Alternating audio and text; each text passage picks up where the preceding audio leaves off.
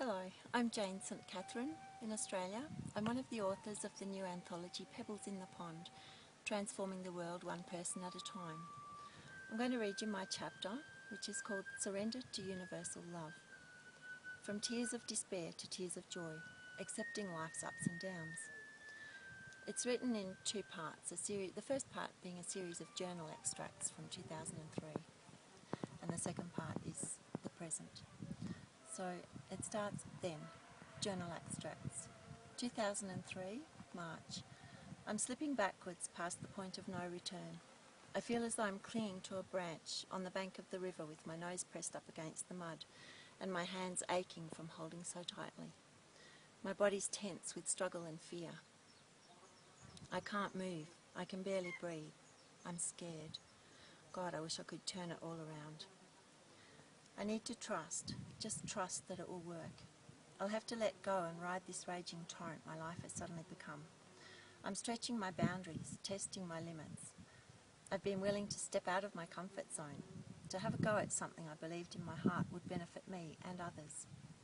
I've put my house up as security to purchase an investment property with some other people, and they've stopped making their payments. As I tried to meditate this morning under a big tree in the Botanic Gardens, my heart was thumping and my guts were churning.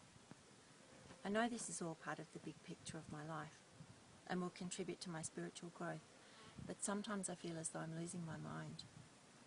There are two things I need right now: advice and some new programming in my brain. My courage and strength are waning. I sold my precious motorbike for less than half its insured value and walked home in tears to be greeted by yet another of those disgusting envelopes from the bank. The mere sight of the envelope caused my heart to skip a beat, but didn't immediately ruin my day. Then I opened it. This one was different. This one stated in bold capitals that if I didn't pay thousands more dollars I didn't have, my home in Canberra, the culmination of 25 years of hard work, would be gone in 72 hours. The pain hit me in the gut.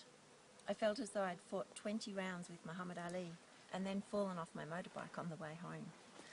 I can't make all those payments, and there's certainly no way I can pay next month's rent on this lovely sunny apartment where I'm living in Melbourne, so I'll have to pack up and move. But where to? I'll whittle my stuff down again. Some part of me actually feels happy to take what I can and go on life's roller coaster not too heavily burdened with stuff. For the last couple of weeks I've been looking under all the bridges and trying to find a safe place to live. Sasha, a kind young colleague, took me to the supermarket to collect some empty packing boxes. I would have preferred food. May 2003.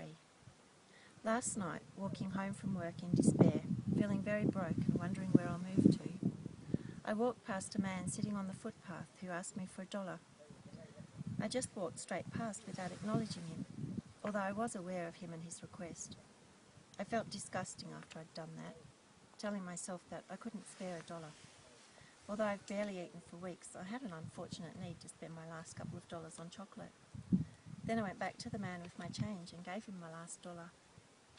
I squatted on the footpath beside him and searched his eyes for answers. In that moment, I felt safe and not alone. What's his story? Will I be living on the street too? I shared my Kit Kat with him and wondered how he ended up there, how others end up millionaires, and whether I'll be blessed enough to know both ends. He touched my soul. What little trigger or pattern put him on the street, and what almost puts me there, but will surely save me from it at the last minute? How can I understand the triggers, beliefs and patterns that shape our destiny? What takes people in the two opposing directions of street dweller or millionaire? We were all at primary school together as equals, sitting side by side in class, weren't we? The rich tapestry of life is so exciting, even though it can sometimes be so terrifying at the same time. Early June 2003. Feeling quite numb, I packed up and left my beautiful rented apartment a couple of weeks ago.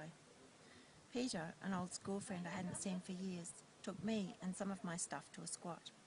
It's dirty, dingy and sunless compared with the beautiful apartment by the river, but I'm grateful for a roof over my head and cold water for showering. I went to see the Salvation Army counsellor, financial counsellor, who couldn't help much. He said my strength and outlook would see me through. How does he know that? What can he see in me, in me that I fail to see in myself right now? Late June 2003. There's a big hole in the floor, so I use it as a seat.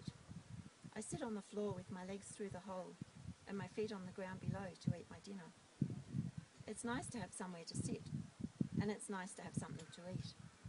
I half expected a mouse to pop its dear little nose up and ask to share my dinner. I would appreciate the company. I sent thank you cards to friends who'd been so kind to me in various ways. Now, nearly 10 years later, I look back at the growth I've achieved from that difficult time. I thought about how some people end up living life on the streets, and how I knew that I wouldn't. How did the Salvation Army counsellor know that too? What did he see in me that made him say I'd be fine? Somehow I must have exuded a sense of hope. I recall my thought tape at that time was a continual loop of, I'm not good enough, I don't deserve, I can't afford. Through reading many books and listening to positive tapes, I was able to recognise my negative thoughts and learn to catch myself thinking them. I practiced replacing those thoughts with new positive ones and recited an affirmation every time I became aware of my thoughts. I would sing the words and dance around, adding thank you, thank you, thank you for everything I could think of. Thank you for the trees and the sunny day, for my healthy body, my family, and my many precious... I kept an old cassette recorder with me and left it running when I went to sleep.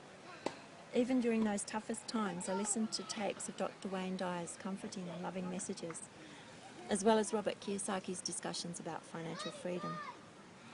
I tried so hard to believe it could be possible for me to turn my life around, and I never stopped believing in a better future. I worked at recognising and replacing the deep-rooted beliefs that caused those negative thoughts. The main thing I needed to do was to forgive. There were other people involved, and we'd made a joint venture agreement which went wrong. I could have sued them and held a grudge. Instead, I sent love and forgiveness every time I thought of them. Yes, that was extremely difficult, but I took full responsibility for my own decisions and where they'd led me. I took full responsibility for my own decisions and where they'd led me. I kept a loving and open heart and always tried to search for the best in every person and circumstance, to stay grateful for the small things. That's evident now as I look back on my journals.